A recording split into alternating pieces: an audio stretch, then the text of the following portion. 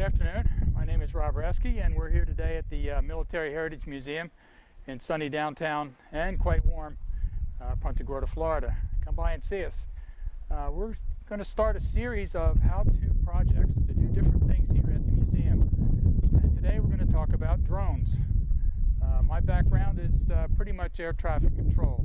I spent some time in the Air Force, followed up with the FAA as an air traffic controller. I've retired from that and spend time now. I'm a docent here at the museum, and so there's a lot of things to do here. You should come on by. We do have flight simulators, we have a ship simulator, but today we're going to talk about drones. The drone we're working today with is a small drone. It's a lightweight drone. It's not very large, and this presents a problem sometimes with the wind, and we do have some breeze out here, but it doesn't do real well in a hard wind, whereas a larger drone wouldn't have the problem. But these are very simple, very easy, and not very expensive. Good training, if you will, if you want to get into the drones later.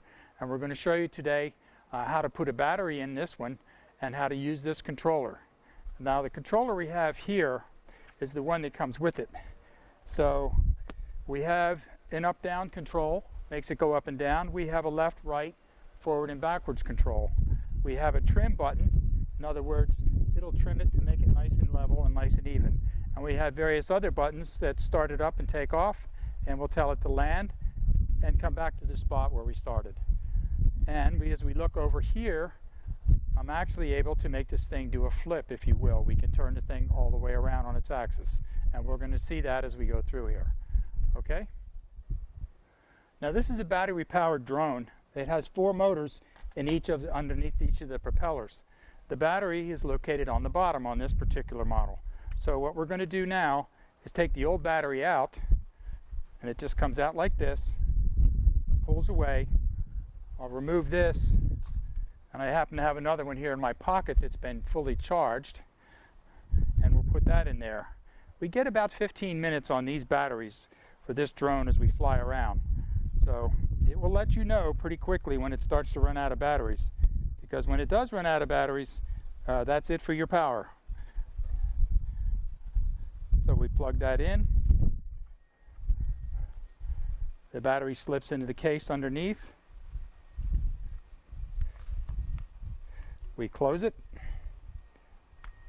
It snaps shut, and we're ready to go. Now what you see under here is a camera, and we're going to show you a little bit more about the camera as we go on. So let's start to fly the drone. First thing we do, we have a power switch on this particular one up underneath. We turn the power on. We see some lights flashing on here. Okay? The next thing we need to do is pair this control with this drone. So we turn on the control. We operate the lever one way, the other way, and it's ready to go. Now it's powered, and that's how we will control the drone. We'll take it off, we'll land it, and we'll bring it back to where we were. So now we're ready to fly the drone. First button we push is this one right top in the middle here. It starts it up. We'll make it go forward. We'll make it go up a little, over and forward. It's not smooth sometimes because it has to fight the wind out here. We do have a bit of a breeze. We can make it turn around, make it go back, bring it back. Uh-oh, careful. It's interesting how it works. And remember that button I showed you before? Let's get it away from there. It'll flip right over. And remember earlier I showed you the camera on this drone. As we found it up, it was on this particular one, is up underneath. Pretty good little lens on it. So what we're going to do, I'm going to use my cell phone here. And on this particular model, it's got a cell phone holder. It goes in here, and this phone will hook up to the drone on a Wi-Fi connection. So I'll go to my settings on my phone, find the Wi-Fi setup, which is already on there. Now I've earlier loaded up an app for this. It's called the SnapStain app. And the app allows me to look at what the drone looks at. So I'm looking at the same vision that the camera is looking at out front.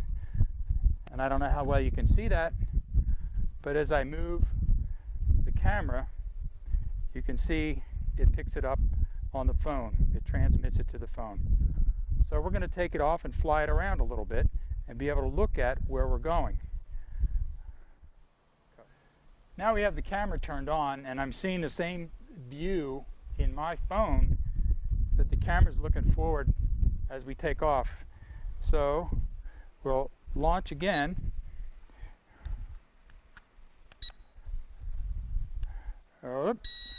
Just reset it.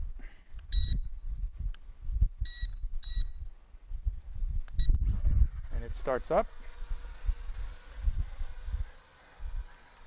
And what I can do now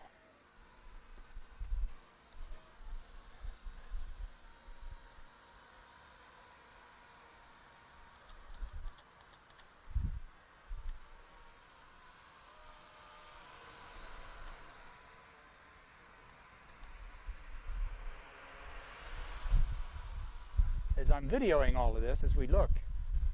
So, and the wind's catching us again. No problem.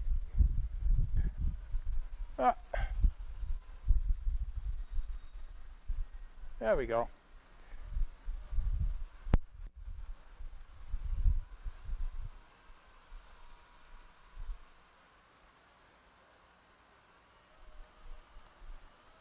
So the whole time I'm flying around here, I'm able to take a video of this, or I can take a snapshot.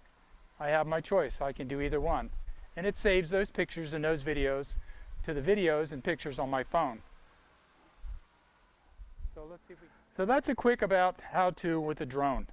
And there's a lot of use for drones today, and you know how popular they are. You've seen them out there before. These small lightweight ones are what we call recreational. They're a lot of fun. They're not expensive, and you can just learn how to fly a drone. As they get larger, you can get drones all the way up to the size of a Boeing 737 powered by a jet engine and flown from somebody halfway around the world. The military uses them a lot, and a lot of the other government agencies use them for weather observation. They use them for looking down, if you will, at crops and how they grow. There's all kinds of uses for these drones, and they're going to increase in the future as we go on. Drone technology is new and growing quite rapidly, and it's very interesting, and there's several programs out there that introduce to you the uses of drones, different uses for the drones. One of those programs is a STEM program, and we use that here extensively at the museum, at the Military Heritage Museum, to just bring people into the museum, but to show them the uses and the different applications of these technologies as they're out there. Okay?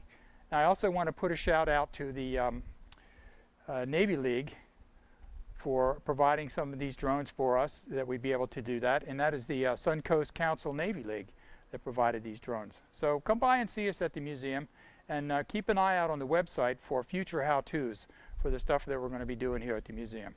Thanks, and see you.